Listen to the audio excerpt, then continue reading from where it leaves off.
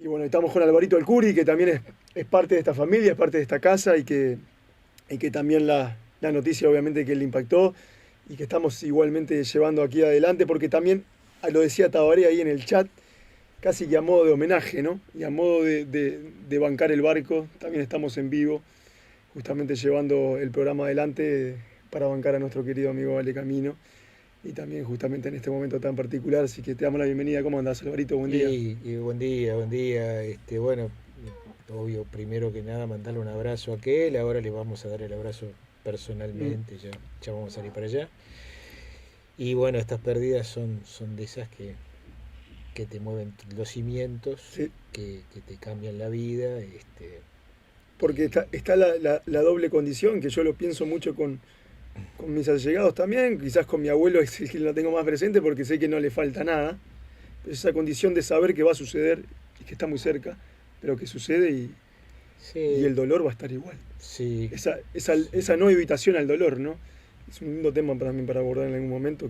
No ahora porque esto es muy fresco, pero son asuntos que nos empapan a todos, ¿no? De alguna ¿cómo manera. nos llevamos? ¿Cómo nos Claro, llevamos con esas pérdidas? ¿Cómo sí. nos llevamos con el duelo? Si estamos preparados para asumirlas, para acompañar a los que quedan.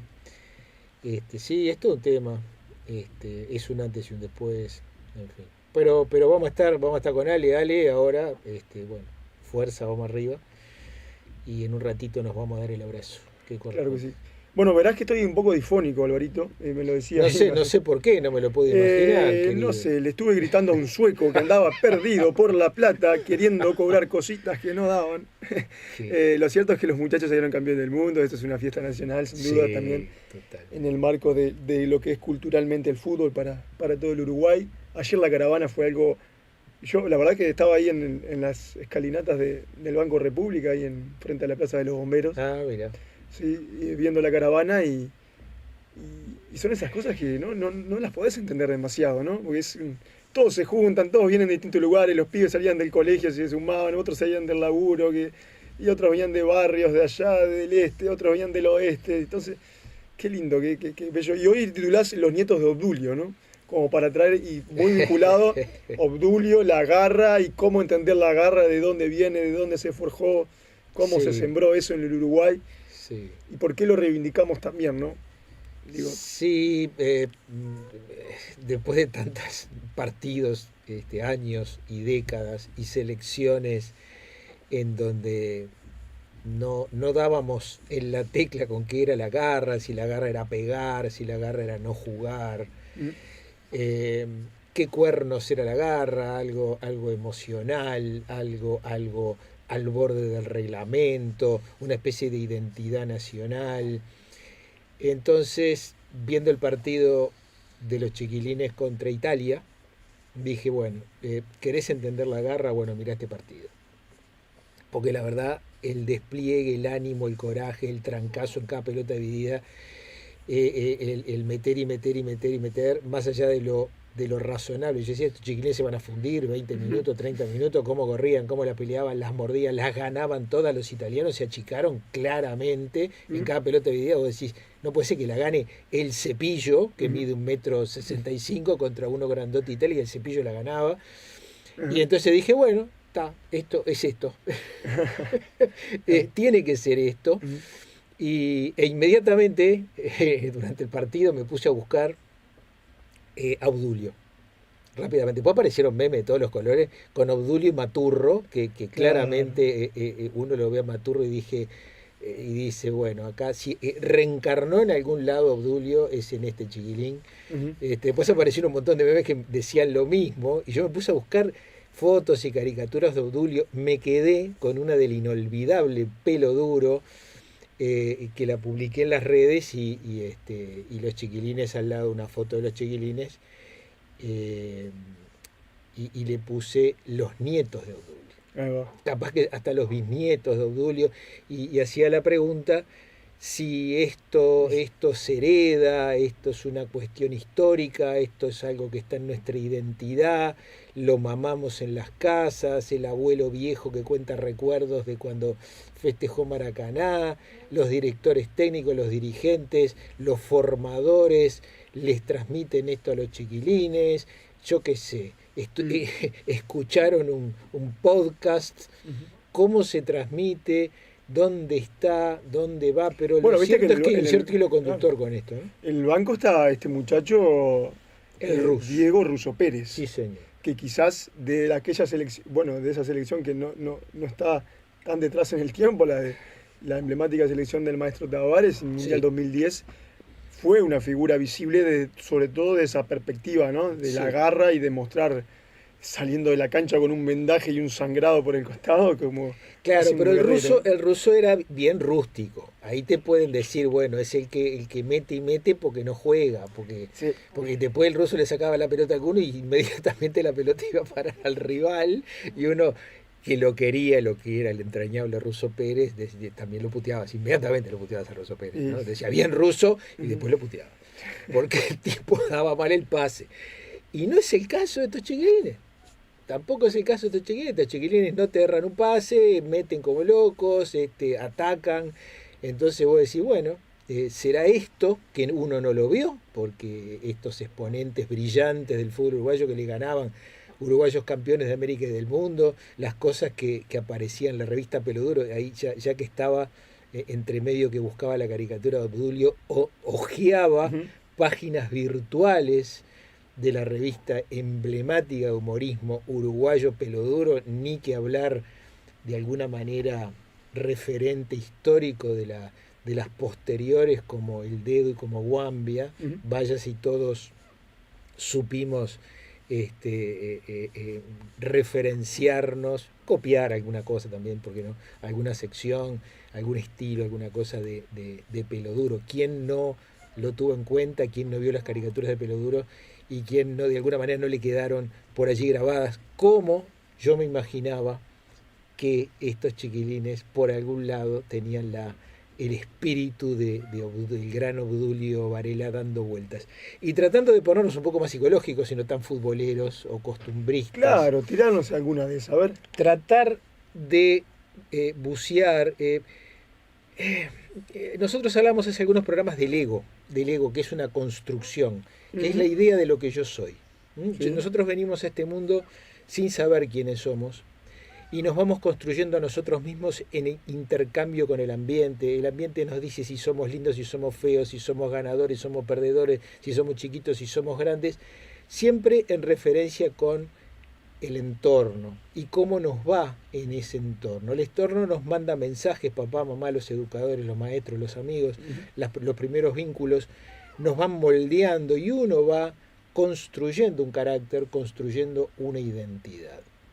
Esa identidad, ese yo, después es lo que nosotros sabemos de nosotros mismos. Y nosotros vamos a jurar y perjurar que ese conjunto de cualidades construidas, con una base biológica por supuesto, con algunas cosas que traemos de fábrica, pero que las construimos y después decimos, esto soy yo, y nos reconocemos allí. De la misma manera que esto ocurre a nivel individual. Yo pensaba, ¿cómo construye su identidad uno de estos chiquilines? ¿Cuáles son los ingredientes? Y me fui a buscar un maravilloso trabajo del gran historiador uruguayo Gerardo Caetano, con quien tuve la ocasión de compartir hace muchos años, allá por mediados de los 90, un congreso para la integración al Mercosur, en el cual fue Caetano, fueron historiadores, pensadores, fueron algunos humoristas, entre los cuales estaba yo, como humorista en el Congreso, en donde lo que se trataba de ver era cómo la identidad de los países, había brasileños, argentinos, paraguayos, uruguayos, la identidad de los países colabora o no para integrarnos en aquella época en el Mercosur, en el naciente Mercosur. Y lo que planteaba Caetano era recordar un libro de historia que nos planteaba a nosotros, a los uruguayos, como una excepcionalidad en cuanto a identidad.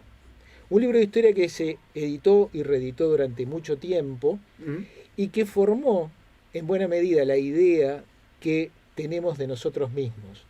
En años de justamente de construir una identidad nacional. Se trata de la geografía de la República Oriental del Uruguay, del gran geógrafo, maestro, educador, referente de la época, Luis Cincinato Bolo, que era un nieto e hijo de genoveses que llegaron al Río de la Plata en los tiempos de la Revolución Independentista, un tipo nacido en 1862, que desde muy joven ejerció la vocación de docente, fue maestro nacional a los 15 años en una escuela rural de Soriano.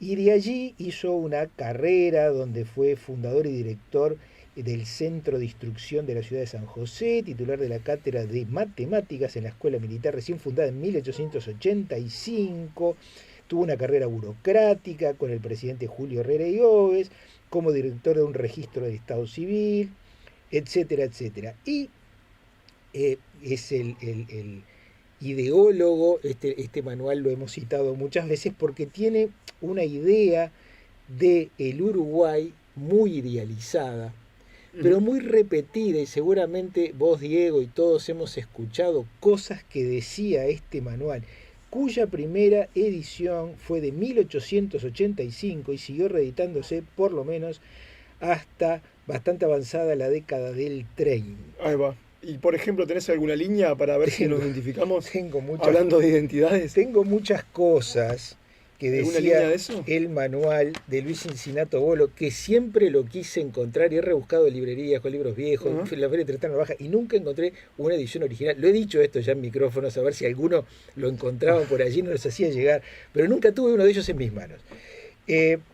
Luis Cincinato Bolo decía cosas como estas: estamos en una situación muy ventajosa, porque el Uruguay, en el Plata y el océano, podemos enviar a nuestro país, a Europa y a todos los países del mundo nuestros ricos productos y recibir a cambio otros que no tenemos. Ningún país del mundo ofrece tal abundancia de aguas. Ningún país del mundo ofrece tal abundancia de aguas, excepto Holanda. Nuestro país, y le encantaba comparar, ¿no? y decir ganamos nosotros. Mira, si estuviera hoy en día Cincinato, no diría lo mismo. Pero... Nuestro país goza de uno de los climas más agradables y sanos del mundo. Sí. No hace en nuestro país ni frío ni mucho calor. Muchos de los afluentes de nuestro gran río Negro, y que nosotros llamamos modestamente arroyos, son verdaderos ríos.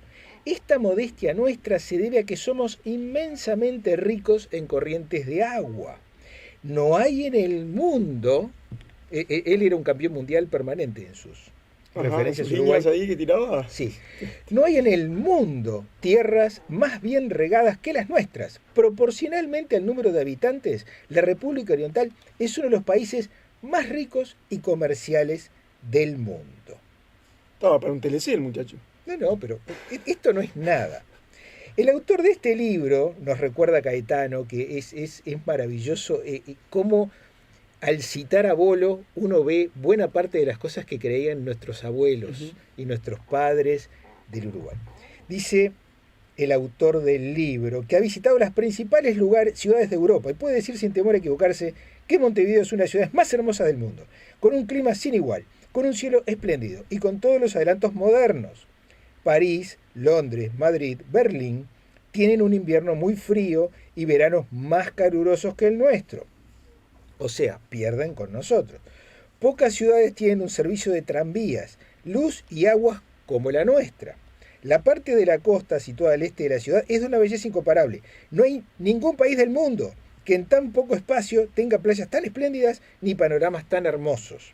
Es como si las más famosas playas de Europa hubieran sido transportadas a nuestro país y unidas, con la ventaja que nosotros tenemos un cielo más hermoso que da más esplendor a los panoramas. O sea, le ganamos a París, a Londres, a Madrid, a Berlín. El autor del libro, de este libro, dice Bolo, ha visitado las playas más famosas de Europa y puede compararlas sin temor a equivocarse. Le ganamos en el clima, le ganamos en las playas, pero esto no es nada. Bolo la tenía con Argentina. Entonces compara con Argentina. Tenemos oyentes argentinos por ahí en la vuelta, así que a prepararse. Veamos, en nuestro territorio no se necesita construir pozos para dar agua al ganado, como sucede en la Argentina. En la República Argentina los ríos primero, segundo y tercero no tienen el caudal de nuestros arroyos. En la República Argentina hay muchos puntos en los cuales, a pesar de hacer bastante calor, no hay plantas, porque llueve poco. Como país ganadero, la República Oriental supera con mucho a la Argentina. Los vacunos de la República Oriental dan una carne más sabrosa y nutritiva que la de Argentina. Todas las ciudades del mundo cuentan sus habitantes agregando a la población de las ciudades, propiamente dicho, la de los arrabales. Lo mismo hace en la República Argentina, y eso se debe a que las ciudades del litoral argentino sobre el Uruguay parezcan más importantes que las nuestras, pero no lo son. Montevideo es la variedad, no hay la uniformidad aburrida de Buenos Aires con sus calles siempre iguales, planas y sin horizonte. Bolo estaba decidido a ser campeón mundial. Sí, sí, sí. Pero sigo, porque él compara todo. Dice, nuestra civilización no tiene que envidiar al país más adelantado de Europa. Opa. Al contrario, supera a muchos de ellos, y debe ser necesariamente así, porque nosotros no tenemos prevención a los extranjeros, como pasa entre las naciones de Europa. Nosotros tratamos por igual a todas las naciones que nos envían productos de su trabajo y tenemos así a la vista para elegir lo mejor que produce cada país en alimentos, vestidos, máquinas y herramientas. Somos un país cosmopolita. Más de la mitad de la población de nuestra capital es extranjera, predominando italianos y españoles. Nos vestimos con las modas de París. Comemos lo mejor que produce cada país europeo. Usamos automóviles italianos, alemanes, ingleses. Y nuestros talleres tienen las máquinas más perfectas que se conocen. Bolo era un entusiasta. Conocemos los grandes inventos antes que muchas naciones de Europa. En nuestros campos trabajan las máquinas más perfeccionadas para arar la tierra. En nuestra universidad y en los liceos usamos los mejores textos que se editan en el extranjero y otros que escribimos teniendo en cuenta los modelos que se usan en Francia y Estados Unidos. No obstante eso, nuestro insaciable afán de progreso nos hace parecer malo lo que tenemos. O sea, no valoramos todo eso que valorar. Y vos lo agrega, te va a gustar esta. Nuestras mujeres Sí. son las más hermosas del mundo. Ajá. Chao. Debido probablemente a que acá se mezclan todas las razas. En realidad no todas, ¿no? En España, Italia e Inglaterra hay mujeres muy hermosas, como aquí. Pero en el conjunto, entre las nuestras, la belleza es una regla general y la fealdad una excepción. Bro. Sorprendido con Bolo, pero puedo seguir. No, está bien, Bolo. No, esto a mí sí. lo que me generaba ahí cuando ibas leyendo Sí. las líneas es que eras campeón del mundo, pero muchas cosas era que te vestías con cosas de afuera, veías cosas de afuera, tomabas modelos de afuera, escribías con... editabas. Éramos europeos mejorados Claro, para Bolo.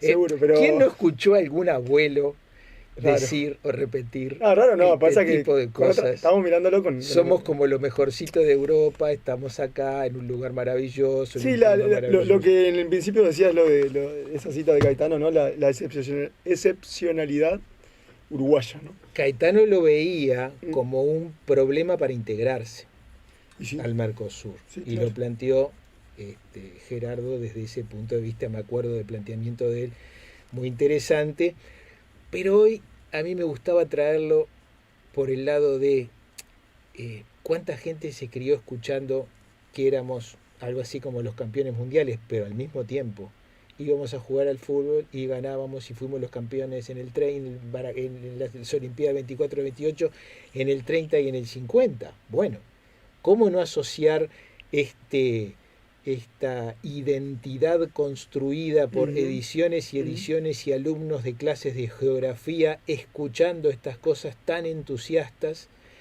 con ese imaginario que después quizás haya contribuido a fabricar una identidad que se siente ganadora de América y del mundo? Hay como una especie, esto lo analizo sobre todo vinculando siempre al fútbol, yo estoy muy vinculado, muy metido en el fútbol amateur también, desde la práctica mismo en el deporte, pero también desde la dirección técnica. Y en el interior lo he visto mucho, porque soy un hombre del interior también. Hay cierto romanticismo sobre la precariedad y a raíz de eso me monto la identidad, ¿no? Claro.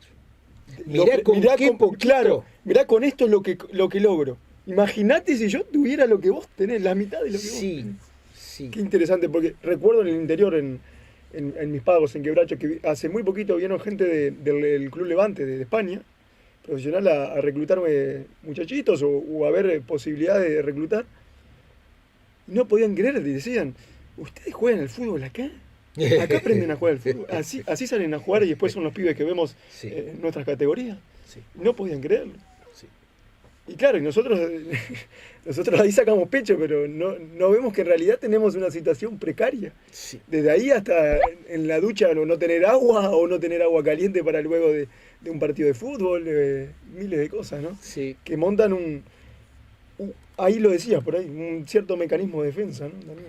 ¿Por qué no? Sí, de todas maneras, en el imaginario de Bolo no se habla de precariedad, se habla de grandeza, Claro. se habla de identidad gloriosa, se habla de una especie de sumatoria de virtudes que cuajó en el Uruguay. Y Sí, a la podría hora... decirse un nacionalismo Claro. poco peligroso. Un No bueno, lo jugaría de peligroso, pero idealista, viste que nosotros hablamos Ahí del va. idealismo como problema muchas Sí, veces, ¿no? puede ser, sí. Porque al Claro. tener unos ideales imposibles de cumplir, muy desfasados de la realidad, después viene una gran frustración, como muchas veces nos pasa, que nos creemos destinados a ganar mundiales y a ser los mejores, y claramente no lo logramos. Pero, de alguna manera también, esta identidad Ujú. puede ser que aporte como un ingrediente a la hora de competir y a la hora de vernos a nosotros mismos como posibles candidatos a ganar, como que no deja de ser para nosotros, que eso muchas veces influye como ingrediente, por supuesto, en la idea que tenemos de nosotros mismos. Sí, claro. Porque una persona que siente que no puede, y seguramente no puede. Claro. No, y está interesante también porque esto es histórico, o sea, es inédito la Copa Mundial Sub-20, la primera vez que se gana en la historia, ¿no? Y hay que remontarse a un mundial, bueno, estuvo el mundialito ahí en el 80, pero no sé si Yo tomaron. viví ¿no? el mundialito que Pero, ¿viste? estuvo muy teñido con la Claro. época y con la política. Sí. Sin embargo, fue una interesante demostración de fútbol, de un cuadro que jugaba realmente bien. Sí. Me acuerdo de haber ido a la final que Uruguay le ganó a Brasil Ujú. y realmente le ganamos bien. No me acuerdo, creo que no le Mm. pasamos por arriba ni mucho menos, sufrimos bastante, pero ganamos ese mundialito con bastante autoridad. Sí. No, y está interesante, te decía también, repensarnos justamente respecto a esto de la identidad cuando alcanzamos la gloria o cuando o el éxito está presente en nosotros o nos tenemos de cierto exitismo, cómo nos repensamos en cuanto a la identidad, ¿no? Y cómo a partir de ahí actuamos también, ¿no? A partir de esto, ¿qué nos creemos? Somos campeones del mundo a festejar, pero a partir de eso no somos tampoco la gran potencia mundial, no vamos a salir a comer. Claro, pero vos no te olvides, fíjate que vos lo decía, ¿no?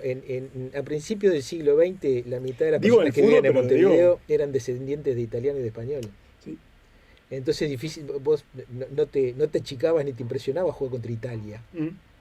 ¿no? Porque estás jugando contra un pariente.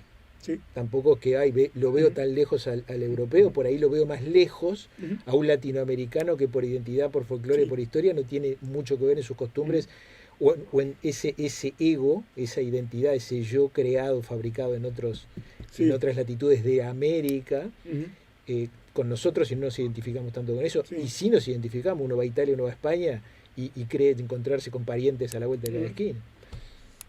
Estaba pensando, ¿puede haber algún vínculo dentro de esto del ego como el ego colectivo, digamos, de una nación o de la identidad, digamos, con los mitos? Debe haber ahí, ¿no? Los mitos son, digamos, reencarnan dentro del ego, son alimento para el ego. A Porque mí me gusta- está el mito de la garra charrúa, de que era pegar y ir y enchastrar y demás, ¿no? Pero la garra charrúa, en realidad entendida como sucedió y con los hechos demostraron, Uruguay era un equipo que jugaba bonito mundialmente en aquella época. Sí. Y que esta selección como que eso, por eso los nietos de Durio también, ¿no? Como que trajo nuevamente Sí, esa corriente, ¿no? Del buen juego, del meter pero jugar también, ¿no? sí. Un poco. Los mitos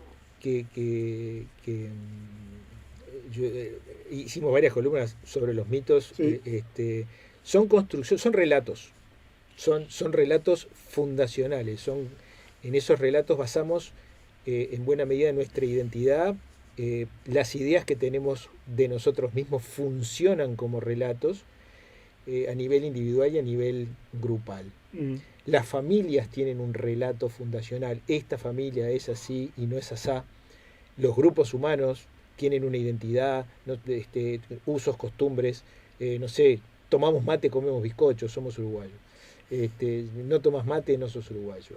No te gusta el fútbol, no naciste en Uruguay. No entendés de fútbol, no te apasionás. Raro, bien.